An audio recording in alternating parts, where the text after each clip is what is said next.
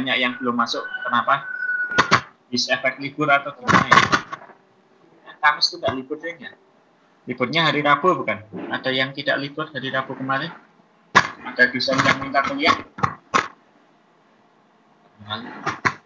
Libur nggak hari Rabu? Libur, Pak. Libur, Pak.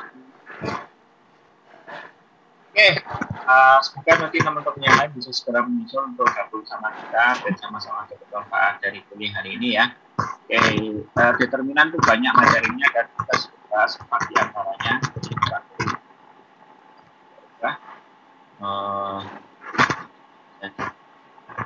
Besar ya.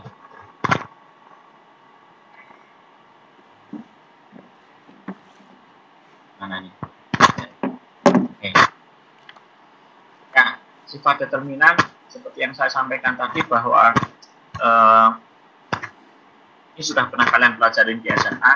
Di antara sifat-sifat yang ada di SMA, nanti akan kita bahas adalah salah satunya kalau kita kalikan dengan skala gitu ya. Misalnya ada determinan matrik KA gitu. Masih ingat ya?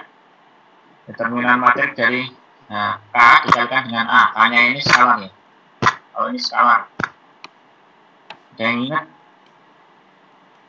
Ini skalar. Ada yang ingat? Lupa. Pernah dibahas ini tuh? Di SMA mungkin tidak secara itu dibahas ya. Mungkin yang dibahas dari ini.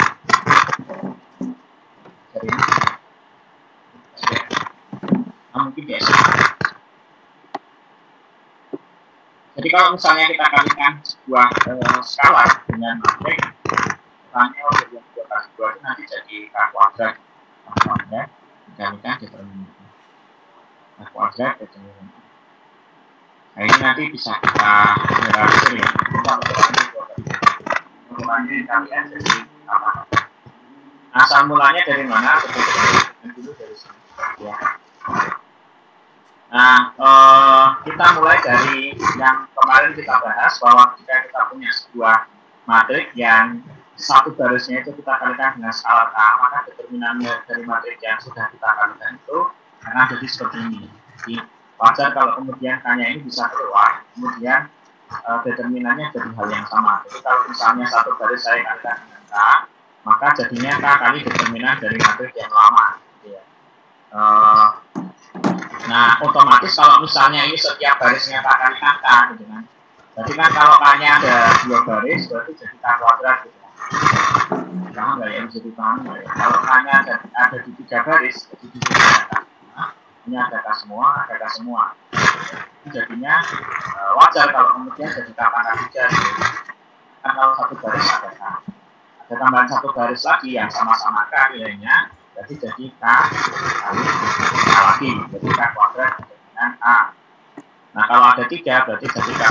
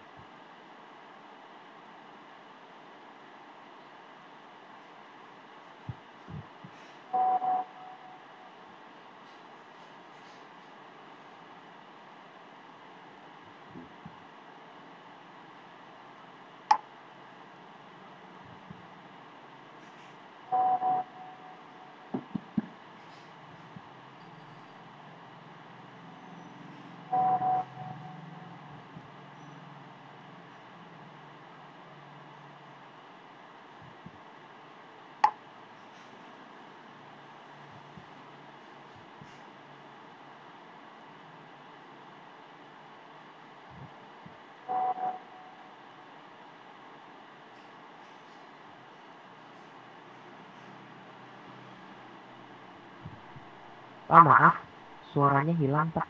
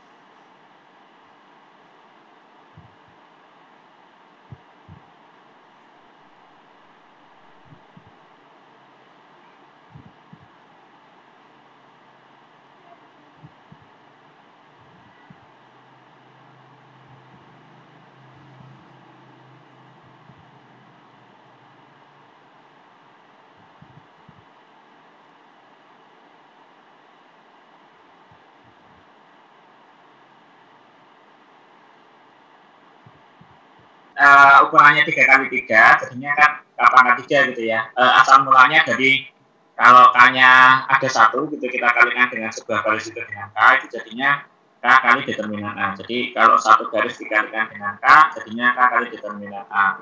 Kalau 2 garis, ya wajar kalau 2 garis jadi K kuadrat gitu kan. Nah kalau 3 baris Pak, ya berarti jadi K × 3. Artinya kalau kita punya matrik yang ukurannya N kali N dan setiap barisnya kita kalikan dengan K, yang berarti itu adalah matrik K kalikan dengan A, ya jadinya adalah K pangkat N determinan A. Ini sifat pertama yang bisa kita pahami dari sifat-sifat sebelumnya ya tentang matrik elementer ya, atau perubahan matrik, perubahan determinan matrik yang terjadi ketika kita lakukan operasi elementer pada matrik ya. Itu yang pertama. Yang kedua, kalau di transpose gitu ya, kalau di transpose itu kita ingat metode ekspansi kofaktor ya. Ekspansi kofaktor itu kan hasilnya akan sama, baik kalau kita kita ekspansikan pada baris ataupun kolom ya. Nah kalau kita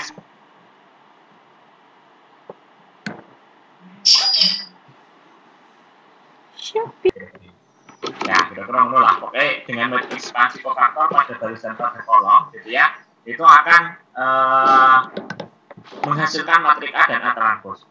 Jadi dengan metode ekspansi kofaktor kita akan tahu bahwa determinan dari matrik A dan A transpose itu sama. Ya, ini sifat yang kedua ya. Jadi sifat yang pertama tadi kita miliki yang saya kotain ini ya, determinan dari K kali A, di mana A-nya adalah ukurannya N kali N adalah K pangkat N determinan A. Yang kedua adalah kalau kita punya A dan A transpose, ukurannya adalah persegi, kita bisa cari determinannya, maka determinan dari A transpose sama dengan determinan A. Nah yang ketiga, untuk yang determinan A kali B ya, yang sama dengan determinan A kali determinan B, itu kita mulai dari lemma ini. Ini cukup susah ya, jadi kita perlu belajar melalui matrik elementer. Nah, misalkan E-nya adalah matrik elementer dan B adalah sebuah matrik yang ukurannya sama dengan matrik E. Artinya berarti E dan B bisa dikalikan gitu ya. Dan juga yang jelas sih matrik elementer itu determinannya gampang dicari ya, karena banyak nolnya kan kalau matrik elementer. Ingat, matrik elementer itu kita peroleh dari sebuah matrik identitas. Banyak sekali nolnya ya, dan mudah sekali kita cari determinannya. Nah, kita mulai dari situ dulu, kita lihat apakah yang terjadi ketika kita kalikan E dengan B, di mana ini adalah matrik elementer. Nah, yang ternyata bisa kita temukan adalah ketika kita kalikan E dengan A, gitu ya, dan kemudian kita cari determinannya, dia akan sama dengan determinan dari E dan dikalikan dengan determinan A. Buktinya seperti apa? Perhatikan bahwa matrik elementer itu kita peroleh dengan beberapa cara ya. Yang pertama kita bisa mengalihkan sebuah baris dengan konstanta gitu ya. Misalnya kita akan melihat beberapa kasus gitu ya, sesuai dengan kasus-kasus matrik elementer yang bisa terjadi. Bisa ditukar, bisa dikalikan dengan sebuah konstanta gitu ya. Terus bisa juga ditambahkan gitu ya, sebuah baris dengan beberapa baris yang lain. Nah, kalau misalnya yang terjadi adalah matrik E itu atau matrik elementer E itu diperoleh dengan mengalihkan suatu baris I dengan konstanta K, maka yang terjadi adalah determinan determinan E sama dengan K. Kenapa bisa begitu? Karena tadi ingat ya bahwa determinan dari I itu adalah 1 kan, karena dia adalah matriknya persegi, elemennya 1 semua gitu kan, kayak gini kan, 1 0 0 gitu kan, 0 1 0 kayak gini, 0 0 1. Sehingga kalau misalnya sebuah baris ini kita kalikan dengan K, ya di sini ada K gitu misalnya baris pertama, berarti kan determinannya jadi K gitu ya. Ya kan kita kalikan ini aja, ya determinannya jadi K. Nah artinya berarti determinan dari E kali A gitu ya, itu sama dengan K kali determinan A. Ya, yang ini sama aja dengan determinan E dikali determinan A gitu ya. Kira-kira paham lah ya dia? Ya, semoga paham ya. Nah, kita hanya buktikan untuk yang satu jenis saja. Dalam hal ini adalah untuk kita kalikan dengan konstanta K, seperti yang saya sampaikan tadi. Kalian bisa tunjukkan untuk yang lain. Maksudnya yang lain itu kan operasi elementer ada 3 ya. Yang pertama dikalikan dengan konstanta A, yang kedua ditukar barisnya. Nah, ditukar baris kan berarti tidak ada perubahannya. Ingat ya? Yang lalu kita bahas itu. Ditukar, terus yang kedua ditambah satu baris dengan baris yang lain gitu ya. Nah, ketiganya nanti pembuktiannya serupa. Jadi kita lihat kalau yang ditukar sama yang ditambahkan dengan baris yang lain itu kan tidak ada perubahan. Tidak ada perubahan pada matriknya, maksudnya determinannya. Jadi nanti lebih gampang dibandingkan ini. Oke, semoga paham. Nah, artinya begini. Kalau misalnya kita punya matrik E gitu ya, kesimpulannya ya, karena tadi setiap operasi elementer pada matrik itu menghasilkan kasus yang sama, bahwa determinan E kali A sama dengan determinan E kali determinan A, berarti asalkan E-nya adalah matrik elementer, maka determinan E kali A sama dengan determinan E kali determinan A. Nah, yang lain kita perlu ini, ya, kita perlu teorema 3.1 ini. Kalau A-nya adalah matrik persegi dan A-nya invertible, maka berlaku bahwa determinan A-nya tidak sama dengan 0. Ini sebenarnya cukup jelas ya, dengan memperhatikan bahwa ingat ya kalian, mencari inverse itu kan rumus umumnya seperti ini. A inverse itu adalah apa? 1 per determinan A, gitu ya. 1 per determinan A, terus kita kalikan dengan apa? Join gitu ya. Matrik join A. A di C. Nah, matrik join ini akan kita bisa cari gampang gitu ya. Tapi kan sebenarnya matrik A inverse ini itu sangat bergantung pada determinan A-nya. Kalau determinannya 0 gitu ya, otomatis 1/0 itu tidak terdefinisi, sehingga A inverse-nya tidak ada. Jadi mau nggak mau sebuah matrik itu akan invertible jika dan hanya jika determinan A-nya tidak 0. Kalau determinannya ini tidak sama dengan 0, otomatis determinan A ada, dan kalau kita kalikan adjoin, dia jadi matrik yang baru yang menjadi inverse-nya dari matrik A.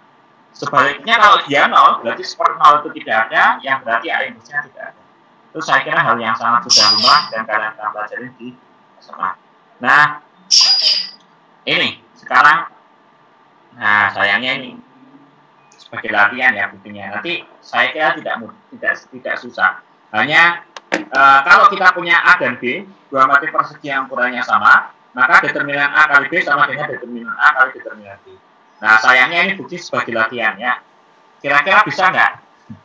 Kalau sebenarnya asal mulanya dari sini ya. Determinan A itu ya, matrik A itu kan bisa kita kalikan sebagai itu ya, matrik elementer itu loh, ingat ya? S1 gitu ya. Asalkan A-nya itu invertible. Jadi kalau determinan A tidak sama dengan 0, masih ingat ya sifat elemen matrik elementer.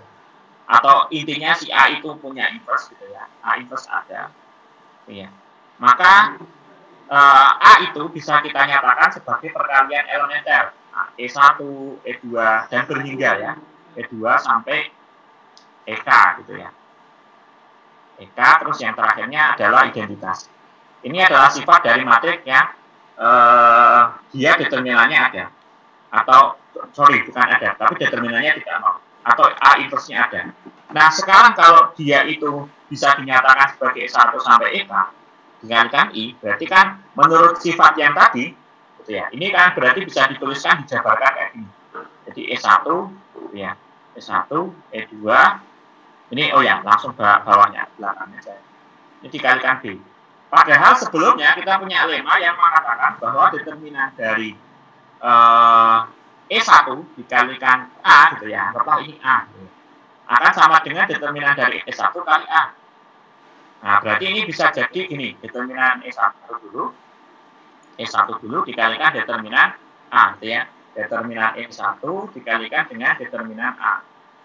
Determinan A. A-nya siapa? A-nya dalam hal ini anggaplah sekian ini. Ya. E1, E2, E3, EK kali I dikalikan B. Nah, setelah itu, si A ini yang dari sekian sampai sekian itu kan bisa kita jabarkan menggunakan lema yang tadi. Jadi dipotong segini. Jadi berarti jadi determinan E1, gitu ya. E1, terus dikalikan dengan determinan E2 dikalikan dengan, misalnya ini C gitu ya. Nah, dikalikan determinan C. Nah, proses ini kita lanjutkan terus lah. Dilanjutkan terus gitu ya. Yang C-nya kita jabarkan lagi kan selalu bisa menggunakan lema yang tadi. Sehingga nanti berarti menjadi determinan S1 kali determinan E2 kali determinan seterusnya sampai determinan B. Ya, yang terakhirnya B. Nah, padahal yang sebelah kiri ini determinan S1 sampai determinan EK itu sebenarnya adalah determinan A. Ya. Determinan A yang ini. Ya, jadi selesai gitu. Jadi menggunakan sifat yang pala kalau misalnya ini tidak sampai ke I gitu ya, ya tetap sama saja, sama aja, tetap berlaku kan, tidak masalah. Jadi mau inverse-nya ada, tidak ada pun nggak masalah. Tapi ini tadi untuk kasus yang inverse-nya ada, yang berarti matrik elementernya ini jalan sampai I. Oh, saya kira itu ya, tidak susah pembuktian. Oke, nah yang terakhir ini. Saya ingat saya ini terakhir. Nah, iya betul. Oke. Nah, ini determinan A yang merupakan matrik invertible gitu ya, atau determinan A inverse karena dia invertible, maka ada A inverse-nya. Itu sama dengan seperti determinan A. Asal mulanya dari mana? Kita pakai yang tadi. Karena ini merupakan akibat ya. Namanya akibat itu berarti ada asal mulanya. Asal mulanya dari teorema yang tadi bahwa determinan A kali B itu sama dengan determinan A kali determinan B. Tadi kan kita punya ini, determinan A kali B sama dengan determinan A kali determinan B. Itu ya, determinan B. Nah, kemudian apa yang terjadi kalau kemudian ini adalah A kali A inverse. Ya. Kalau A kali A inverse kayak gini nih, kan kalau A-nya invertible berarti ada A inverse yang memenuhi A kali A inverse sama dengan I. Nah, kalau saya tambahkan determinan di depannya, determinan dari I itu kan 1 ya. Ini 1. Sementara determinan A dikalikan dengan A inverse, itu sama dengan determinan A kali determinan A inverse, menurut sifat yang ini tadi. Ya, menurut sifat ini. Nah, akibatnya karena determinan I sama dengan 1, berarti kan kalau gitu determinan A itu sama dengan 1 per determinan A inverse. Atau kalau mau dibalik, determinan A inverse-nya sama dengan 1 per determinan A. Ya, dari sifat yang ini. Ya, kira-kira paham ya? Nah, ini asal mulanya dari situ. Oke. Jadi akibat adanya sifat yang ini, maka kita punya akibat yang ini. Nah, ini sekali lagi sifat, tapi sebenarnya dari akibat adanya teorema yang tadi ya, yang determinan A kali B sama dengan determinan A kali B. Oke, saya kira itu, dan kita rangkum sifat-sifat determinan di sifat yang 3.36 ini. Jadi saya kira ini rangkuman dari yang kita sampaikan tadi ya. 4 sifat ini saya kira kalau kalian ngelesi sangat penting ya. Kalau kalian nanti suatu saat ngeles gitu ya, ngeles di bimbel atau dimanapun, soal SBMPTN hampir semuanya ada materi tentangnya. Kalau soalnya matrik ya.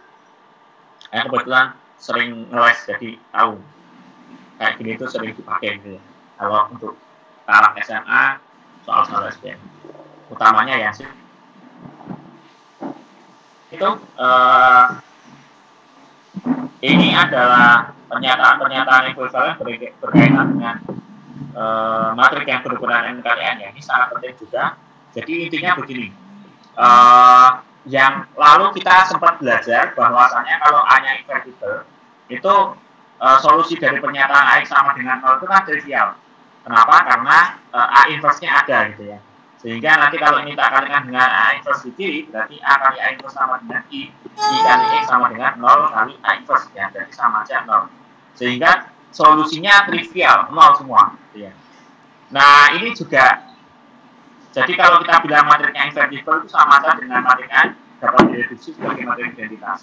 Karena kalau kalian ingat, kalau A-nya invertible, berarti dia dapat dikalikan, dapat dinyatakan sebagai perkalian elementer hingga sampai identitas ya. Dan itu bermakna bahwa kita melakukan operasi elementer pada matrik A itu sampai menjadi identitas. Nah, ini yang nomor 4 itu sama dengan yang nomor 3 ya. Jadi saling berakibat.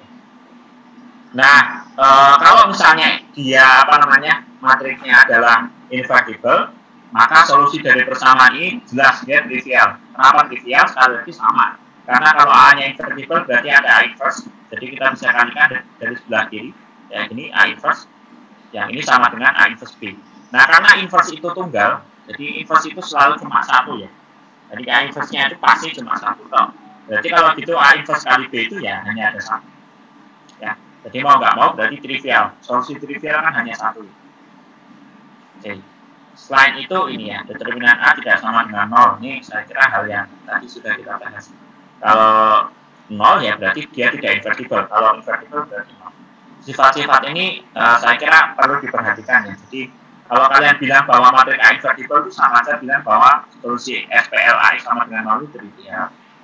Jadi kalau kalian bilang bahwa matrik A dapat dinyatakan sebagai perkalian elemen terhingga, ya berarti bilang bahwa matrik A invertible. Jadi semuanya ini saling ekuivalen ya. Semuanya saling ekuivalen. Nah, ini soal-soal latihannya, saya kira teman-teman bisa belajar dari sini. Dan ini nggak susah ya. Nanti bisa dicoba lah. Nah, kita lanjutkan saja untuk yang vektor R2 dan R3 ini. Sekali lagi yang saya tadi rubah ya. Awalnya vektor di Rn, itu maksudnya vektor tok, tak kasih nama vektor tok. Nah, yang di modul saya rubah jadi vektor di R2 dan R3 dulu. Nanti yang di Rn, saya kira akan ada pembahasan yang lebih lanjut dan cukup banyak. Hari ini kita cukup banyak bahas ya. Nanti takutnya kalau ada libur-libur di akhir akhir bulan kan, ini akhir bulan kayaknya ada beberapa libur. Takutnya karena di hari Jumatnya dan nanti kalau banyak libur kalian juga harus banyak ganti. Takutnya juga di perkuliahan yang lain tuh juga banyak pengganti gitu. Jadi ada banyak hari ini supaya nanti ya kalau misalnya perlu nambah itu nggak nambah banyak ya, karena yang ya itulah intinya. Kalau nanti bisa selesai tanpa nambah kan bagus gitu. Ada yang ngechat? Pak izin ke kamar mandi sebentar. Iya. Oke, boleh ya. Sangat boleh, nggak apa-apa. Sebenarnya saya berpikir bahwa modul yang saya buat itu sudah cukup mewakili saya ya. Jadi harusnya kalau kalian baca terus ya forum ini tuh kalau bisa tuh hanya jadi tempat untuk klarifikasi lah katanya. Klarifikasi bener belum sih yang saya baca, yang saya pahami dari baca tadi itu bener belum. Kalau kalian bisa begitu saya kan atau bisa baca dulu, oh ternyata yang saya baca dan saya pahami betul. Nah, itu nanti akan sangat mudah belajarnya. Nah oke, kita akan bahas untuk yang vektor di R2 dan R3 dulu. Dan ini sudah dibahas di SMA ya. Vektor secara geometris ataupun secara aljabar, tapi di R2 dan R3 itu sudah pernah dibahas. Nggak tahu kalau di SMK, Mas Awal yang di SMK pernah belajar vektor ya? Mana nih Mas Awal? Tidur ini kayaknya. Tadi malam habis pusreng kayaknya. Ya. Ini yang suka pusreng itu Mas Aditya Rizaldin itu loh. Nah, itu kan kayaknya itu seneng banget itu. Seneng banget main ML kayaknya. Kelihatan dari update statusnya ya. Saya pernah lihat update statusnya sekali kalau ya. Oke, vektor geometris ya. Secara geometris berarti vektor itu bentuknya ya garis ya. Karena kita bicara di R2 dan R3 ya bentuknya garis. Kita tidak bisa menggambarkan yang vektor yang lebih tinggi ya. Meskipun nanti ada vektor yang dimensinya lebih tinggi di R4, R5, tapi secara geometris kita belum bisa menggambarkan. Teorinya ada tapi bentuk realnya tidak bisa digambarkan. Nah, vektor itu kalau secara geometris kita mulai dari titik menuju titik. Jadi kalau misalnya vektor AB itu arahnya berarti dari sini ini A menuju ke B. Ya, A menuju ke B. Dan kalau A menuju ke B berarti arah vektornya ke sana karena memang vektor itu punya arah ya. Selain punya panjang, dia juga punya arah. Artinya kalau misalnya arahnya saya balik, yaitu bukan vektor AB lagi, tapi vektor BA. Dan secara matematis nanti AB itu sama dengan negatif BA. Nah, kayak gitu. Jadi kalau arahnya sama, panjangnya sama tapi arahnya berbeda, berarti dia negatif dari yang satunya. Oke. Kayak gitu. Secara geometris bisa kita gambarkan kayak ini. Di bawahnya ini. Ini. Nah, ini. Dan biasanya notasi vektor itu kita tuliskan dengan huruf kecil ya, huruf kecil. U gitu atau V seringnya gitu. U sama V lah yang paling dominan dipakai. V-nya untuk vektor, kalau U-nya mungkin kata deket gitu, dan V, U, V gitu kan. Nah, nggak tahu, orang matematis biasanya begitu kalau ngasih notasi. Jadi AB ke sana, UV ke sana, berarti ini arahnya ke sana, arah tanda panahnya. Ini pakai tanda panahnya yang di pojok ini. Nah, kemudian ini dua vektor yang sama kayak gini bentuknya, panjangnya sama, arahnya sama. Kalau vektor yang arahnya berkebalikan ya berarti kayak di U dan V ini U sama dengan garis V. Panjangnya sama persis tapi arahnya berkebalikan. Nah, itu ya. Jadi dua vektor kita katakan sama jika panjang vektor dan arahnya sama. Nah, ini penjumlahan dua vektor dalam geometris gitu ya. Jadi vektor U tambah V itu adalah W, di mana W-nya adalah dari A ke D. Kalau U itu adalah dari A ke B, V-nya dari B ke C. Ini kok double ya? Ini keliru nih, nggak tahu nih. Jadi, oh ya, tetap memang dikasih namanya double ya. Jadi dari A ke B, B ke C gitu ya, atau C ke D, di mana B dan C-nya itu di titik yang sama. Ya boleh saja sih kasih nama begitu juga apa. Gambarnya kayak gini, penjumlahan vektor. Saya kira udah pernah belajar ini, ada masalah. Nah, kalau misalnya vektor itu kita kalikan dengan skalar, jadi kan operasi vektor itu bisa sama, kesamaan dua vektor, bisa ditambahkan, terus bisa dikalikan dengan skalar gitu ya. Nanti kita akan bahas di apa namanya, di vektor yang aljabar gitu ya. Nah, kalau kita ilustrasikan kayak gini, kalau U-nya seperti ini, berarti min 2U itu panjangnya 2 kalinya, dan juga arahnya terbalik. Kalau setengahnya, ya berarti arahnya sama, tapi panjangnya separuhnya. Secara geometris kayak gitu. Saya kira hal yang sama. Nah, itu vektor geometris hanya seperti itu ya. Di F2 dan F3 sebenarnya kayak gitu. Untuk yang vektor yang lebih gede, saya kira ya maksudnya yang dimensinya lebih besar ya, kita belum belajar. Oke. Nah, ini secara aljabar. Kalau tadi bentuknya garis sama, ya garis ya bentuknya memang garis. Di R3 pun bentuknya masih garis. Nah, maka kalau bentuk aljabar ya kita bisa tuliskan bisa macam-macam kayak gini. Bisa yang kayak gini, P1, P2, P3. Bisa ditulis berdiri begini, atau bisa dikasih indeks ya. P1, I1 tambah P2, I2 tambah P3, I3. Nah, kayak gini. Ya, tadi di geometris sempat kita bahas beberapa operasi ya, meskipun operasinya secara geometris. Ada kesamaan dua vektor, terus kemudian ada penjumlahan dua vektor, terus ada juga perkalian dengan sama. Nah, secara aljabar itu kita bisa lakukan dengan lebih mudah ya.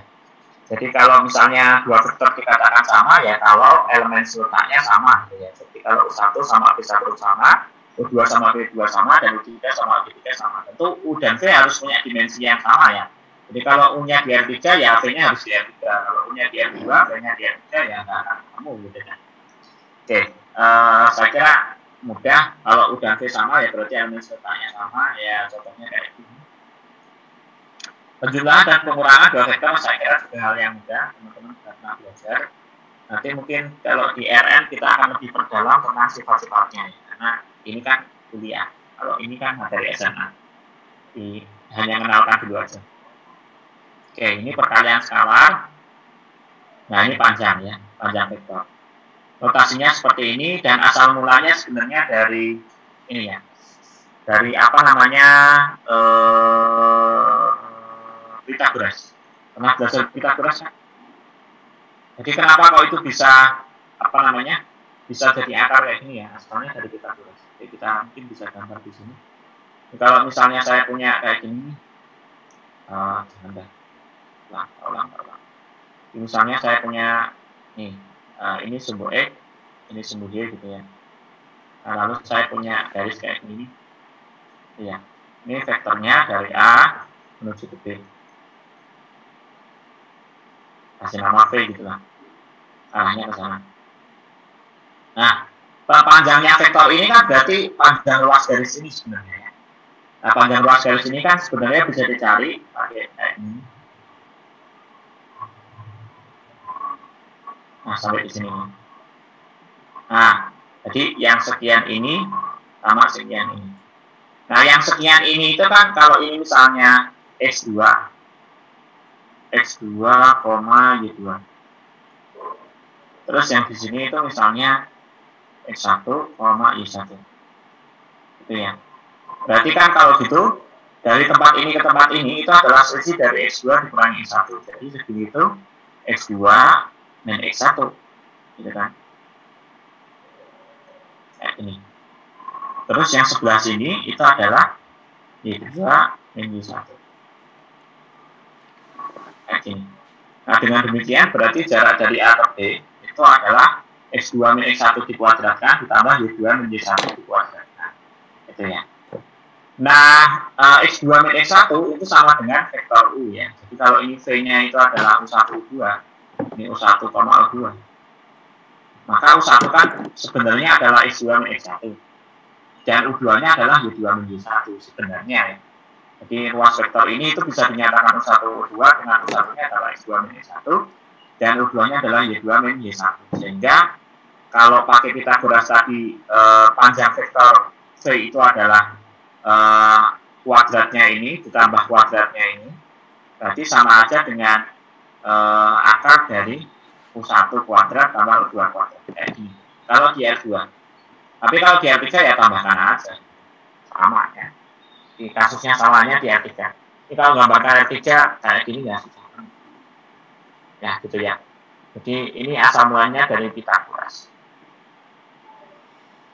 Oke, saya mau ditanyakan dulu. Boleh ya kalau mau tanya ya.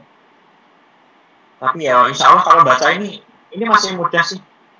Nah ini yang mungkin perlu kita pelajarin bareng-bareng tentang produk ya. Nanti kita bahas juga di yang RN dan kita lihat sifat-sifatnya.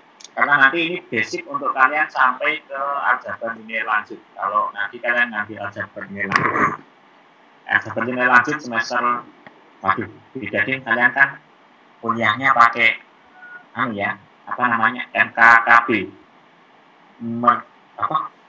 Merdeka Belajar itu apa namanya? MKKB. Kurikulum Merdeka Belajar itu Ya, kurikulum belajar. Ya itulah pokoknya itulah ya, jenenge angel. Oh, Merdeka itulah ya, yang Merdeka tapi menurut saya jadi malah kuat gitu ya. Karena sistemnya belum jelas ya. Untuk sampai ke sana itu sebenarnya konsep yang bagus, tapi tanpa kesiapan dari setiap universitasnya susah ya. Jadi kemarin kita sempat ada bincang-bincang dengan universitas yang lain, tapi ternyata ya di setiap universitas hampir semuanya sama, belum siap. Jadi, ya semoga saja nanti mulai sedikit demi sedikit dipersiapkan. Tapi ya kalau bisa tetap kalian di on track matematik saja lah kalau bisa.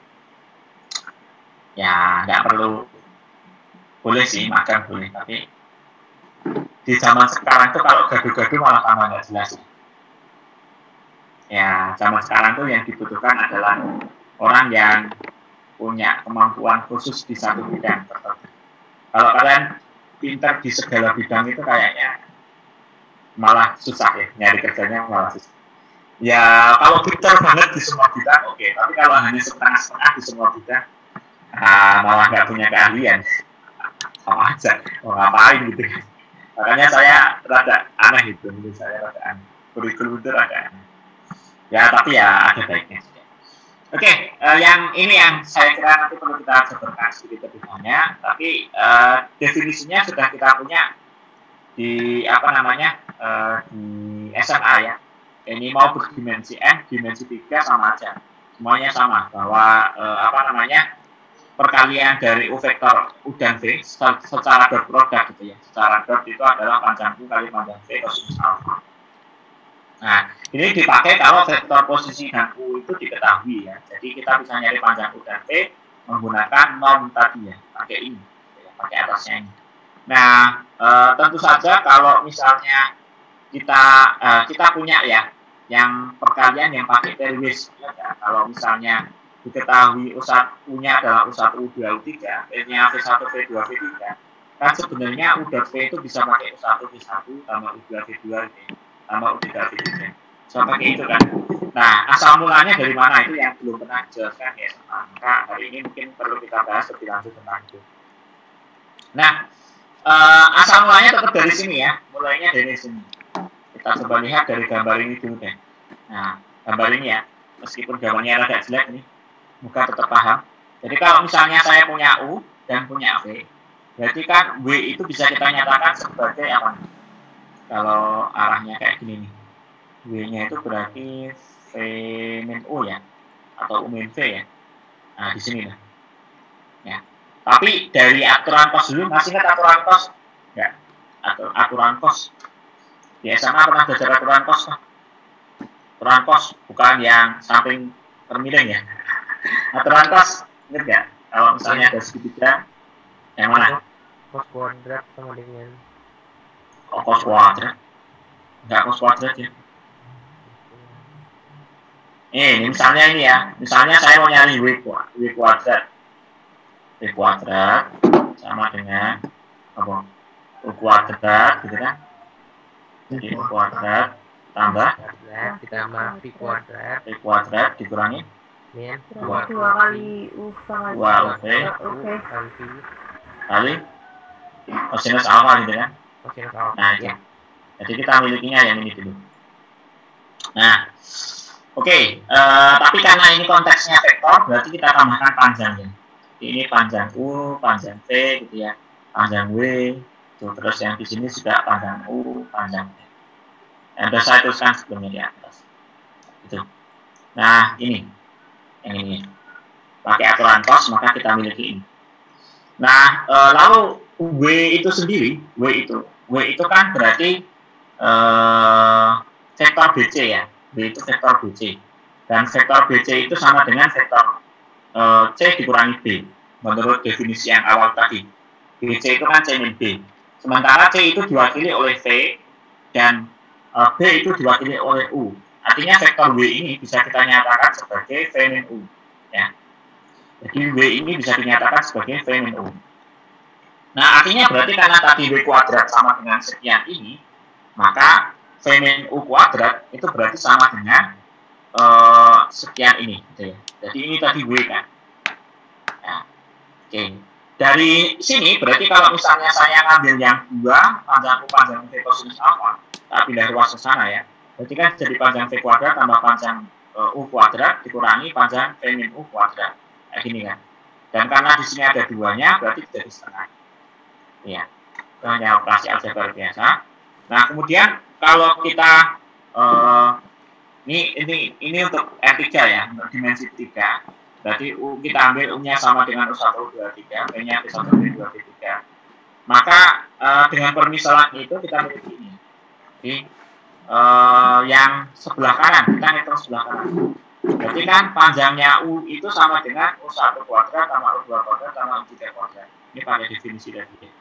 Ditambah panjangnya V itu berarti V1 kuadrat tambah V2 kuadrat tambah V3 kuadrat. Sementara U min V itu panjangnya berarti V1 min U1 kuadrat tambah V2 min U2 kuadrat tambah V3 min U3 kuadrat. Gitu ya. Nah, kalau kalian perhatikan di sini berarti kita punya yang sebelah sini itu kan ada apa saja.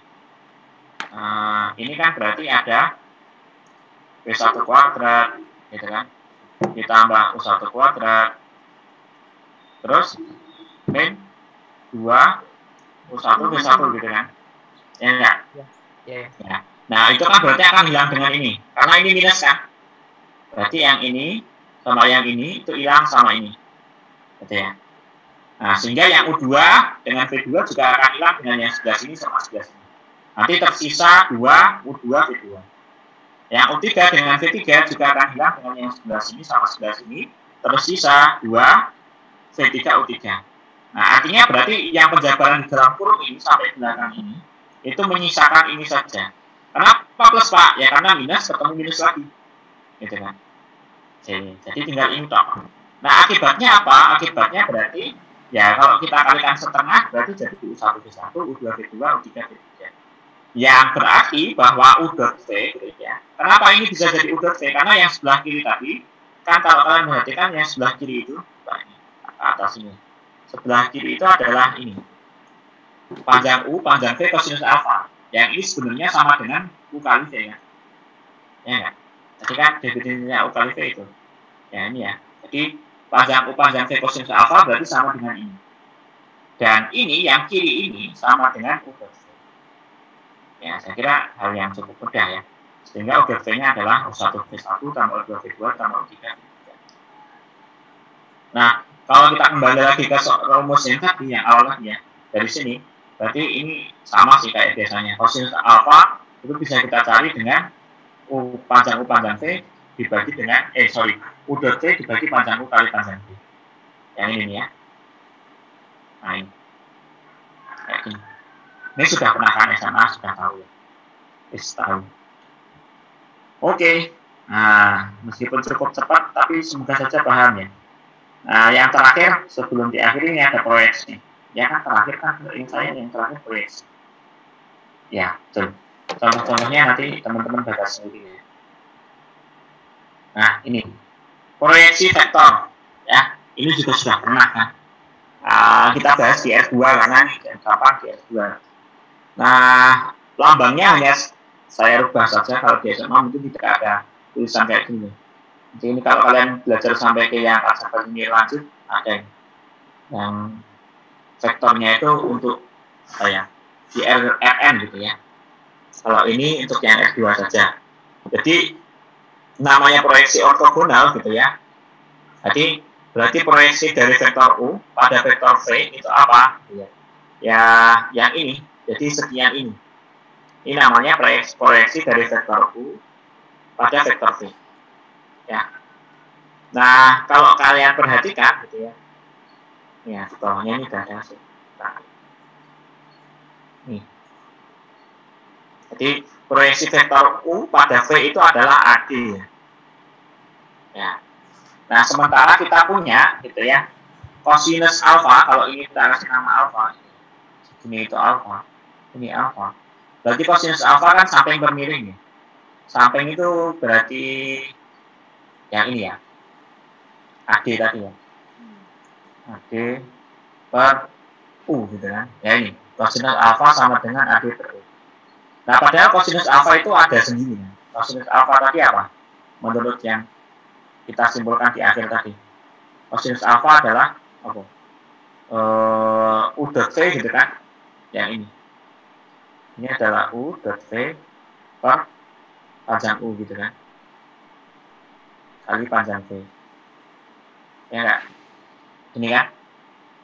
Nah, berarti kan kalau panjang U-nya tak cancel gini. Nah, rampung kan? Berarti AD itu adalah U dot V per panjang V. Ya. Nah, artinya berarti proyeksi dari vektor U pada V ini kok V semua ya. Proyeksi dari vektor V pada U pada V ya. Berarti ini U-nya, ini V. Proyeksi dari vektor U pada V itu adalah AD dengan AD-nya sama dengan U dot V per panjang V. Jadi asal mula rumusnya itu dari sini ya. Asal mulanya dari sini. Jadi kita memanfaatkan kosinus lalu mengganti kosinusnya dengan yang rumusnya kosinus. Itu. Nah, tentu saja jadi ya ini kesimpulannya tadi. Wes. Nah, ini juga kesimpulan saja. Nah, biasanya dikasih nama proyeksi skalar ya. Jadi proyeksi skalar dari vektor U pada vektor. Nah, kalau mau mencari panjangnya gitu ya, jadi kan dari sini nih, kalau panjangnya ya berarti ini tinggal dicari panjangnya gitu kan. Saya ya bahas apa tuh? Nah ini, kalian.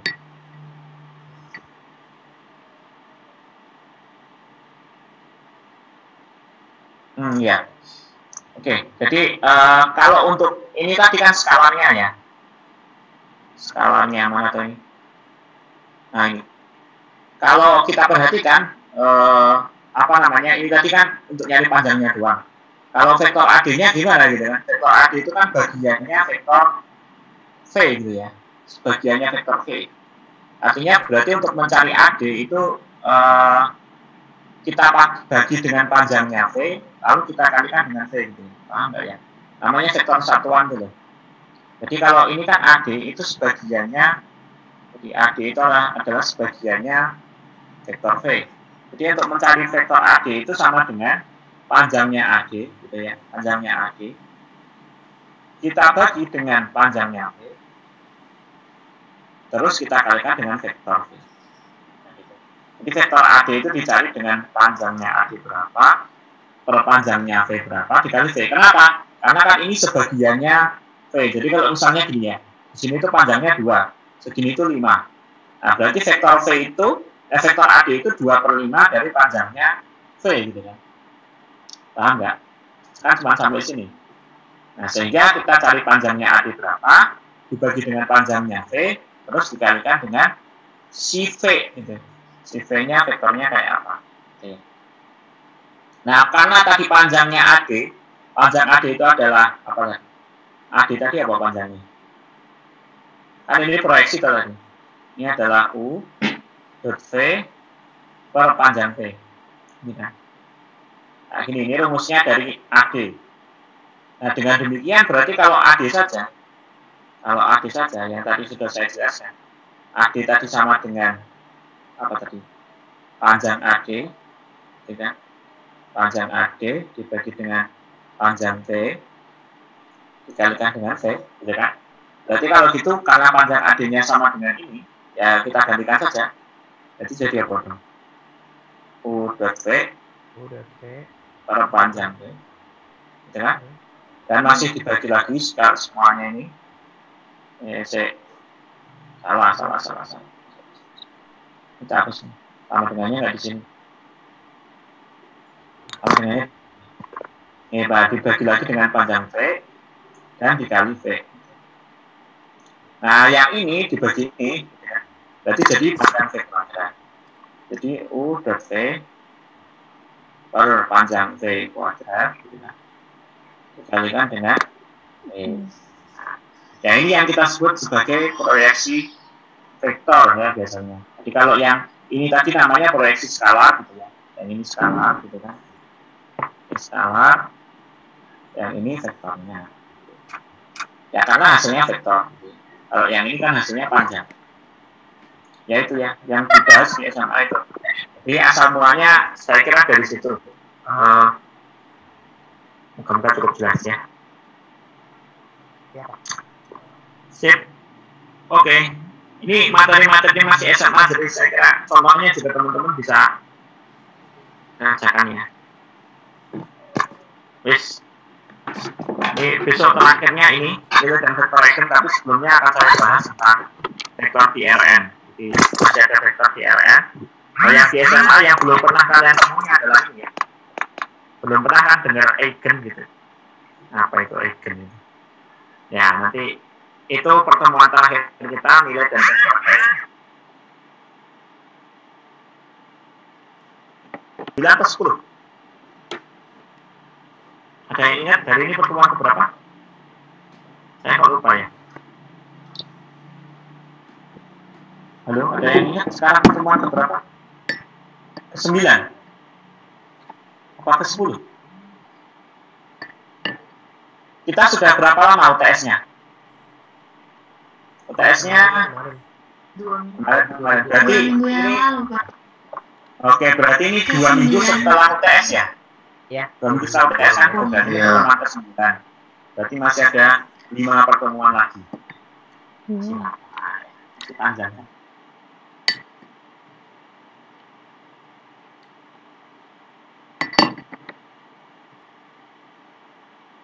Oke. Ada yang mau ditanyakan dulu sebelum kita akhiri? Nanti latihan-latihan sendiri ya, karena ini materi SMA, jadi saya kira hanya review saja. Hanya review saja. Mas Muhammad Fauzi, ada yang mau ditanyakan? Ya, sambil ngaca ya, Mas. Iya. Belum. Oke, hari ini ada yang tidak masuk, siapa saya masuk? Ini 53 sama 2, berarti 51. Ada satu yang nggak masuk ya? Kenapa? Ada yang Enggak, Pak. berhalangan hari ini? Hah? Pas, Pak. Kan 52 orang. Lengkap pas ya? Ya. Oh iya deh, 53 kurang 1 tuh ya? Otak kurangin 2 toh. 52 pas ya? Karena 53 yang satunya udah keluar itu ya? Oke. Baik. Semuanya nggak ada yang berniat untuk keluar dari matematika? Enggak ya? Sementara masih nyaman-nyaman saja ya? Masih Ya. nyaman. Ya, alhamdulillah. Insya Allah. Alhamdulillah. Oke, sip. Ya, silahkan direview sendiri-sendiri ya. Saya tidak saya tidak ingin kalian menyesal di kemudian hari. Jadi kalau tidak ingin menyesal dan memang sudah senang dengan matematik, silahkan diperdalam ya. Maksudnya diseriusin saja. Insya Allah tidak ada kalian akan menemukan kesuksesan kalian sendiri nantinya ya. Kalau kalian serius ya. Kalau kalian serius. Dan kalau bisa kalian kembangkan satu hal yang memang tidak dimiliki orang lain, meskipun sama-sama di matematiknya. Ini pesan saya ya. Jadi kalau memang senang banget dengan matematik dan kalian nanti memang pengen bekerja di matematik, ya silahkan belajar matematiknya yang serius. Tapi kalau misalnya Pak, matematik itu basic saya yang akan saya pakai untuk mengembangkan logic thinking saya. Saya sebenarnya di pemrograman misalnya. Ya silahkan belajar pemrograman tuh diperdalam gitu.